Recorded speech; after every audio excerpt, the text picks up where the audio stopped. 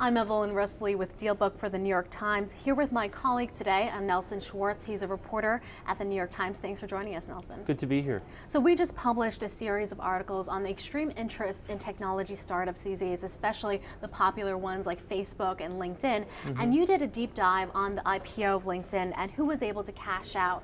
What's your impression of all this new money in Silicon Valley? Well, I think everybody's talking about, is there a bubble, is there not a bubble? Either way, there's a tremendous amount of interest from both institutional investors and ordinary retail investors in this sector, particularly social networking stocks. I think last time, 10 years ago, it was just technology in general.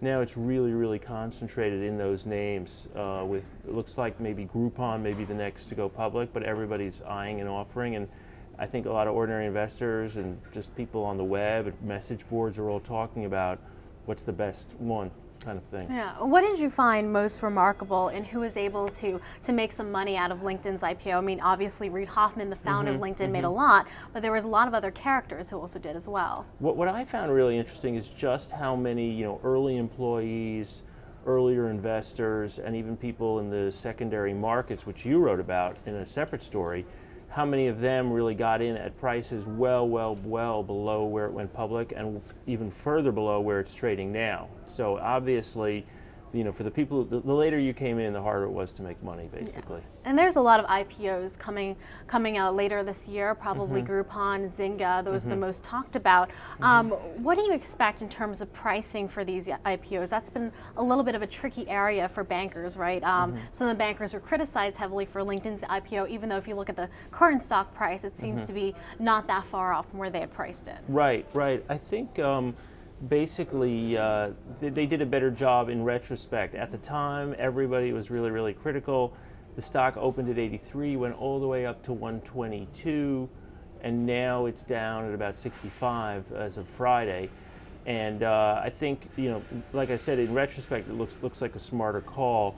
But I think the fact that it went up so much is going to encourage the underwriters to be more aggressive in terms of pricing when Facebook and Groupon and Zynga come.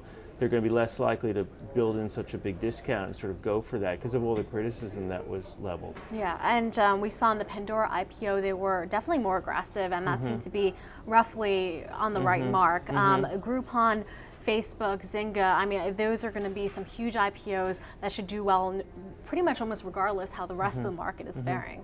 Yeah, one thing I found out that was really interesting is I think it's going to be a lot of profit for Wall Street in these. LinkedIn apparently pressed Wall Street and the bankers to kind of cut that 7% traditional underwriting fee, and none of the banks would budge. Even though they all wanted the business, nobody would budge.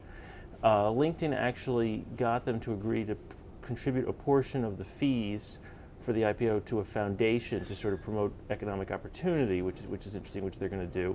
But Wall Street wouldn't budge, and I think they didn't want to budge in part because you got all these other deals coming down, and it would have been a bad precedent for the banks to say, okay, we're giving LinkedIn a break.